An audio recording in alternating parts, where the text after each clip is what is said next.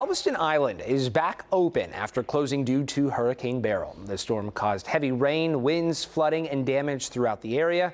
This morning, KPRC2 digital reporter Mariah Ballard is live for us in Galveston, getting a feel for what's going on as the city welcomes back tourists. Good morning.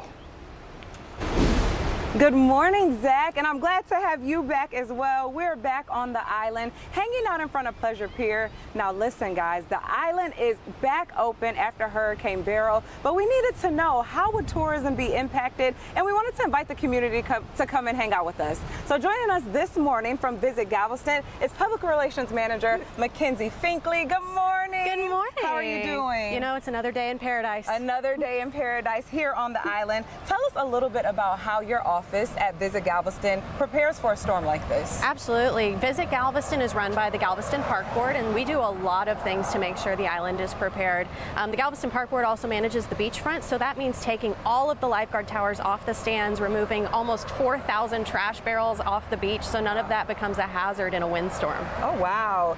So how much damage did you all see on the island?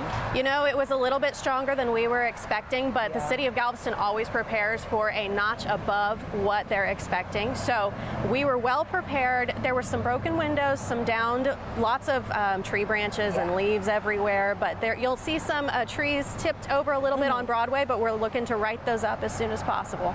So we know that weather events like this happen, you know, every so often. How do you at Visit Galveston know when to send out that email or send out that social media alert to say we are closed, we're not accepting visitors at this time? Yeah, we really rely on the city for that information, especially, and to make that call. You know that before the storm, it was a long 4th of July holiday weekend, so we had lots of visitors to the island, and as soon as we knew that storm was coming, it was like, all right, everybody, go home.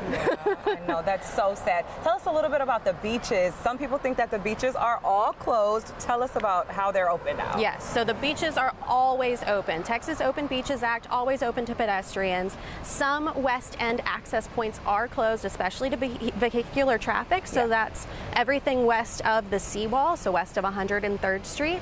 But if you see an access point that's closed, that doesn't mean the beach is closed. It just means you got to find another access point to enjoy. I love that. I cannot wait to come out here and enjoy the beach. Me and the Photox are out here. We're planning a whole weekend of fun events. We're going to hit up Pleasure Pier. Tell us a little bit about how much tourism means to Galveston Island. You were telling me a little bit earlier, tourism is important to the livelihood of residents here. Absolutely. Tourism is very important to our local economy. It supports 1 out of 3 jobs in Galveston. So that's 1 out of every 3 residents here that relies on your business coming and eating at our restaurants and shopping at our boutiques. Wow. And so we're ready and excited to have everyone back. All of your favorite attractions are back online and have power.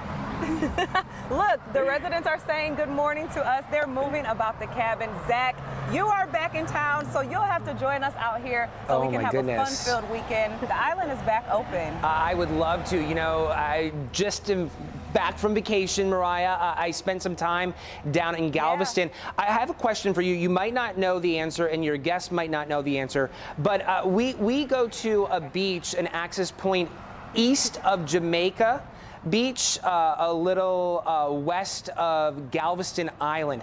And this access point we've been going to for quite some time, and over the past few weeks, starting with the storm last month, the erosion is incredible.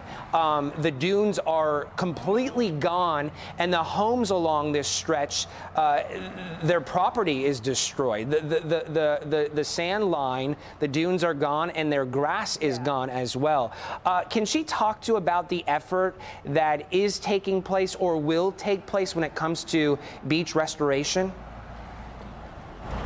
Yeah, can you speak a little bit about the efforts for beach restoration? We heard that some of the entrance points, some homes along the beach, they kind of have erosion after these storms, or they're kind of seeing, you know, some damage to their home or grass. Can you just talk about beach restoration out here? Sure. So especially out on the west end where there's a lot more beach erosion. You've got the east end, that's the accreting beach, where all of the sand comes back around, and it shifts every once in a while after a storm. So yeah, some residents out on the west end will notice that there's a little bit maybe less beach or some changes to their beach beachfront. But the Galveston Park Board works a lot with the Texas General Land Office to restore the beachfront and nourish the beach and add more. Like Bates Beach before 2014 didn't exist at all. Oh, wow. We added all of that beachfront for visitors to enjoy. Oh, wow. So they're working hard, Zach. They're trying to make sure those residents are okay over there. But of course, with any weather event, we're going to see a little bit of that damage. But beach restoration efforts, they definitely have that covered. They're working hard out here. Okay, great insight. Good to know. Mariah, thank you so much for your report this morning. We do appreciate it. It is 8:28 on our Wednesday. We'll be right back.